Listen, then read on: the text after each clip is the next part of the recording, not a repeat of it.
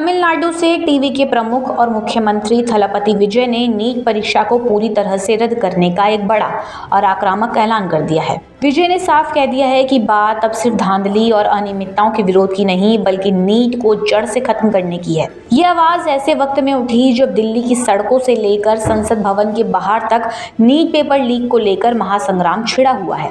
चलो संसद मार्च के दौरान पुलिस और छात्राओं के बीच हुई तीखी हाथापाई, विपक्ष के बड़े नेताओं की धरपकड़ और दक्षिण तक पहुंचती आंदोलन की आग ने पूरे देश का सियासी पारा चढ़ा दिया है। आखिर कैसे दिल्ली के विरोध प्रदर्शन ने पूरे देश में तहलका मचाया और विजय ने केंद्र सरकार के खिलाफ क्या क्या कड़े कदम उठाने की मांग की है, आइए जानते हैं इस पूरी रिपोर्ट में। नमस्कार, आप देख रहे हैं डायनामाइट न्यूज। इस पूरे बवाल की शुरुआत हुई कांग्रेस जनता पार्टी और छात्रों द्वारा निकाले गए चलो संसद मार्च से। नीट पेपर लीक मामले पर सरकार की सीधी जवाबदेही तय करने की मांग को लेकर हजारों की तादाद में छात्र और प्रदर्शनकारी सड़कों पर उतर आए। जैसे ही ये मार्च संसद भवन की तरफ बढ़ा, माहौल पूरी तरह तनावपूर्ण हो गया। पुलिस ने जब छात्रों को रोकने के लिए बैरिकेड्स लगाए तो दोनों पक्षों के बीच जबरदस्त हाथापाई शुरू हो गई। स्थिति इतनी बिगड़ी कि पुलिस को सख्त कार्रवाई करते हुए कई छात्रों को हिरासत में लेना पड़ा।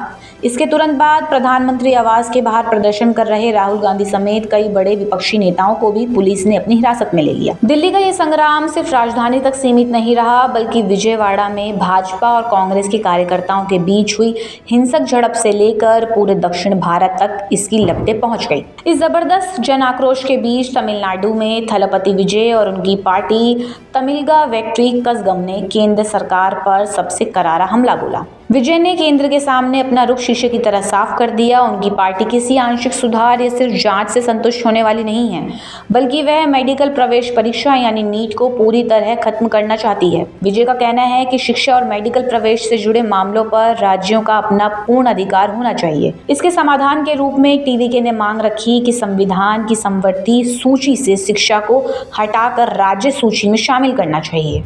अगर इसमें कोई कानूनी बाधा आती है तो एक विशेष समवर्ती सूची बनाकर राज्यों को अंतरिम अधिकार दिए जाएं ताकि राज्यों के पास अपनी चिकित्सा शिक्षा व्यवस्था चलाने का पूरी आज़ादी हो। इसके साथ ही विजय ने झूठे वादे करके वोट बटोरने वाली धोखाधड़ी की राजनीति पर तंज कसते हुए कहा कि वे अन्य राजनीतिक दलों की तरह नीट को खत्म करने का झूठा छलावा नहीं करेंगे। अब एक तरफ जहां विजयवाड़ा की सड़कों पर हिंसक टकराव जारी है, वहीं दूसरी तरफ थलपति विजय के इस कड़े रुख ने नीट को खत्म करने की मांग को राष्ट्र राजनीति के केंद्र में ला खड़ा कर दिया है। अब देखना होगा कि दिल्ली की सड़कों से उठी छात्रों की ये चीख और दक्षिण भारत से आया ये सियासी तूफान केंद्र सरकार को क्या फैसला लेने पर मजबूर करेगा। आपकी इस खबर पर क्या राय है, हमें कमेंट करके जरूर बताएं और ऐसी खबरों के लिए देखते रहें डायनामाइट न्यूज।